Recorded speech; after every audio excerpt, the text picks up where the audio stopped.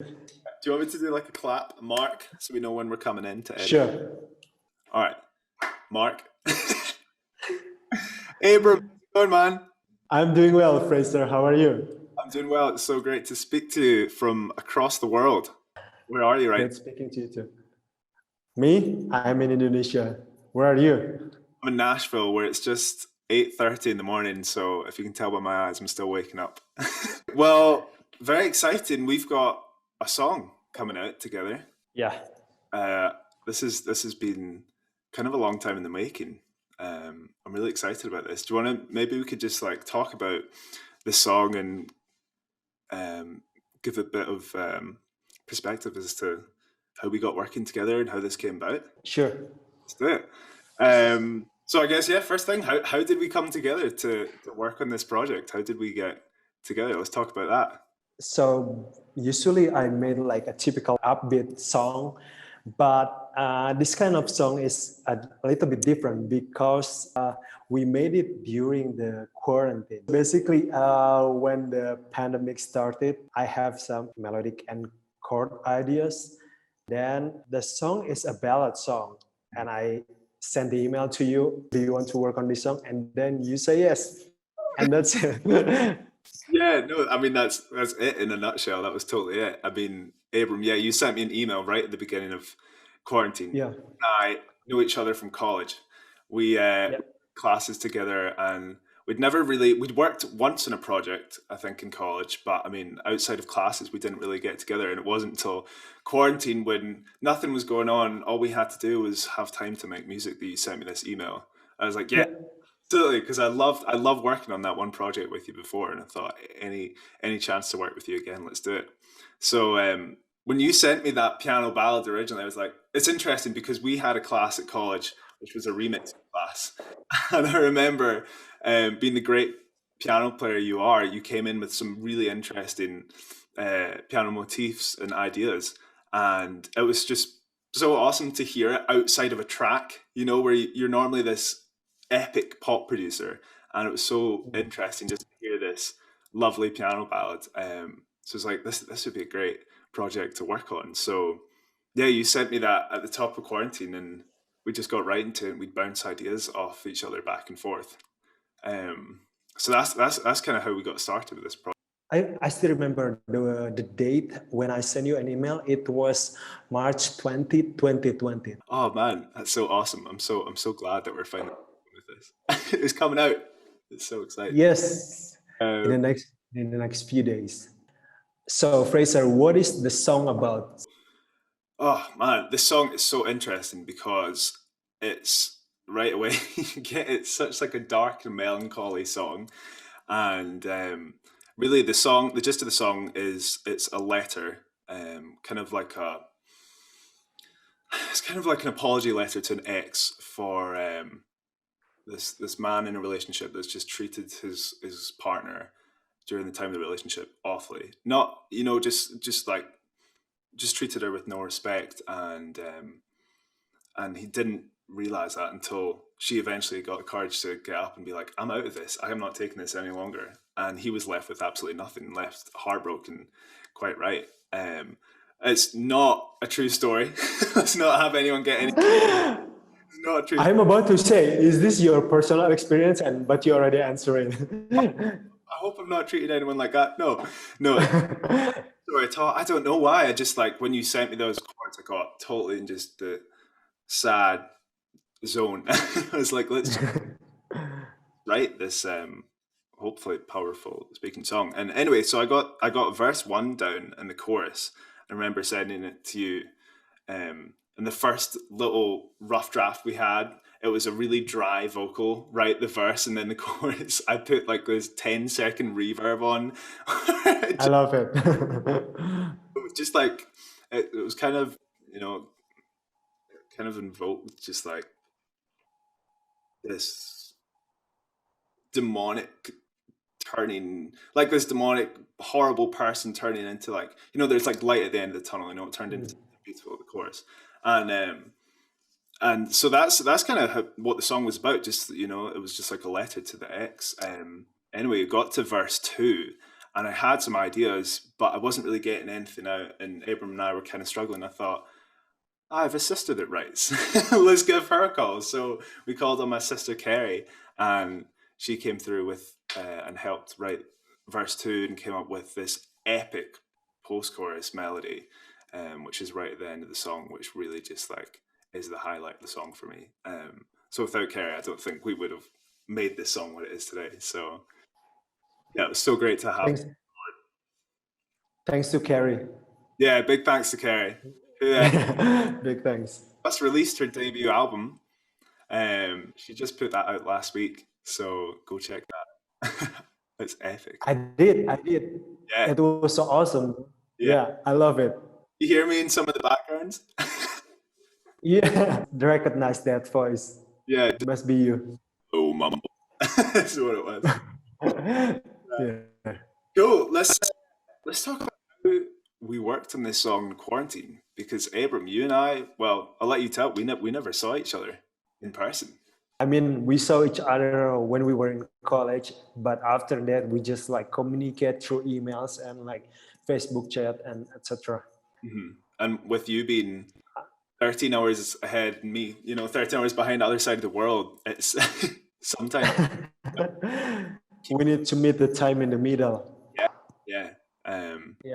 Yeah. What do you feel about working in kind of isolation and not being in the room with the person you're working with?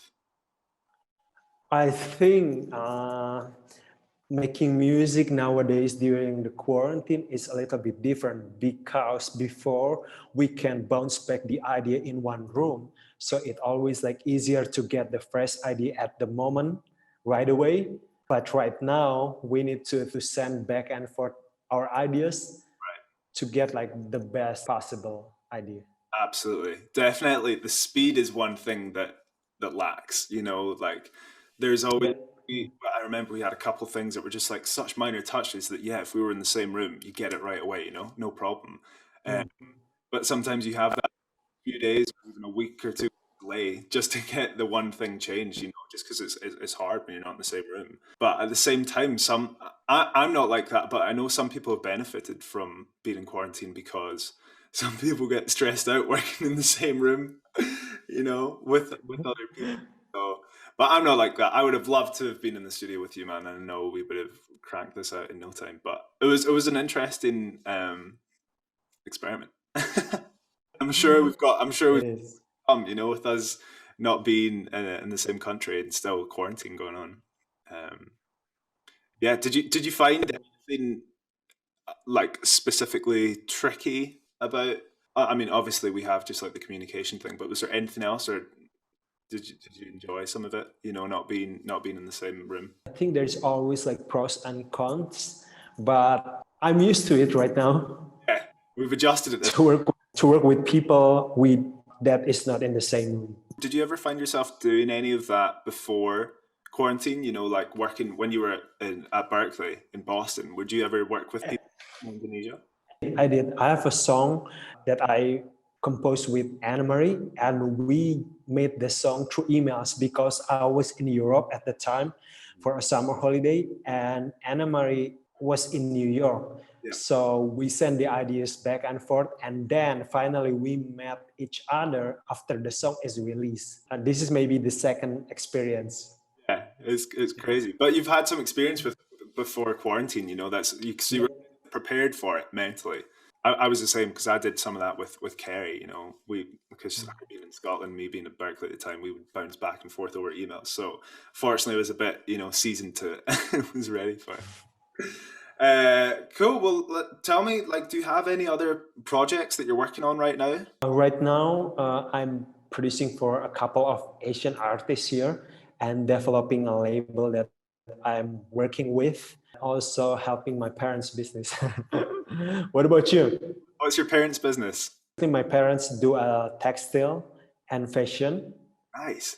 My parents give me the opportunity to make a coffee shop. So you're the barista. The barista.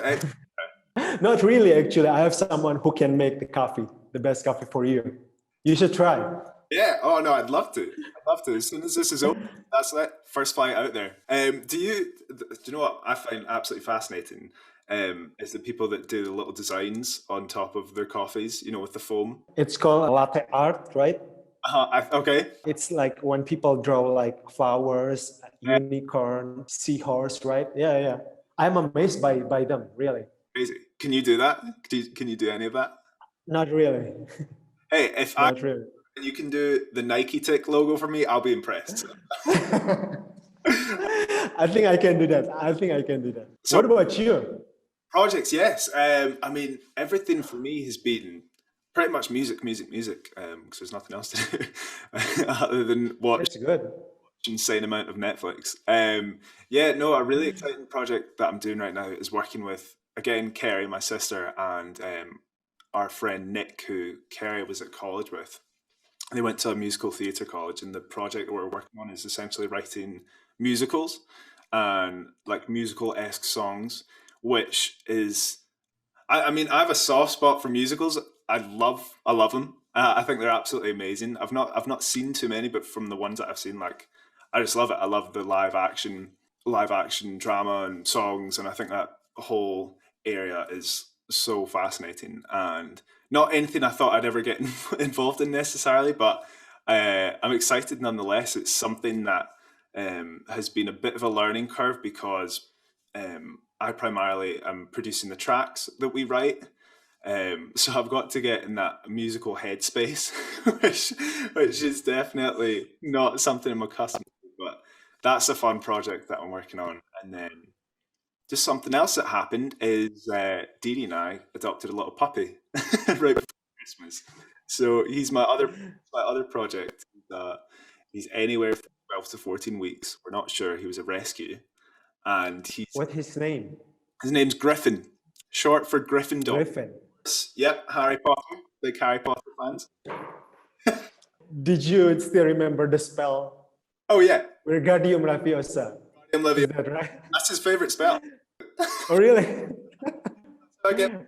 Wingardium Leviosa, Griffin, and that's how he says. I think the last movies will come out this year. For the older series, yeah, for the Fantastic Beasts, I think there's still one more to come out. We actually got him a little tag for his collar, which says "Wizard in Training."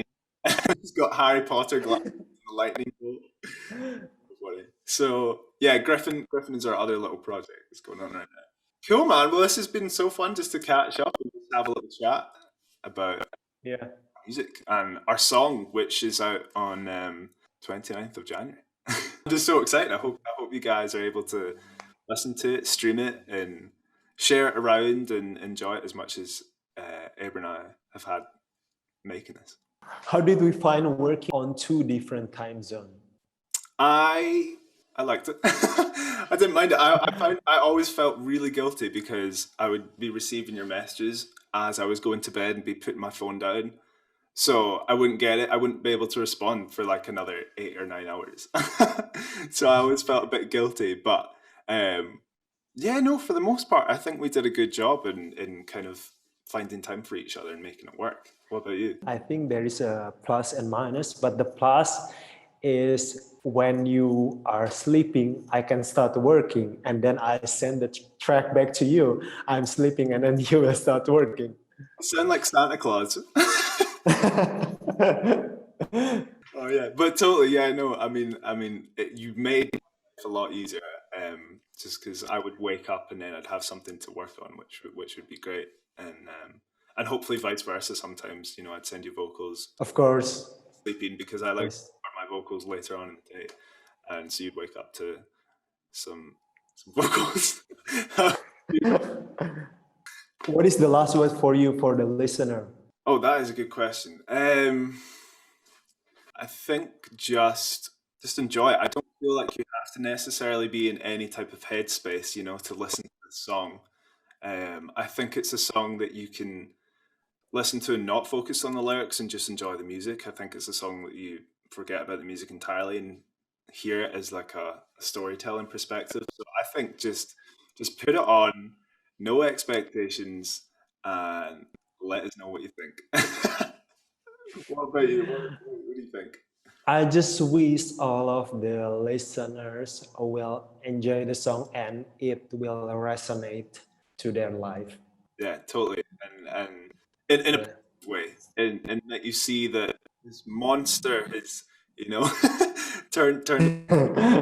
I hope actually that's a good point, because I hope that if anyone is feeling sort of trapped or lost in a situation like that, that yeah, you do switch on and kind of can see, you know, this is not good for me, and I need to get out of this. So if you're struggling like that, don't worry, you're not alone in the world, and you know, use this song as a guide to get out. Yeah. All right, Fraser. Nice talking to you, bro. Yeah, lovely as always. I'll see you on the release date, All right, January 29th. All right. now take care, man. Take care.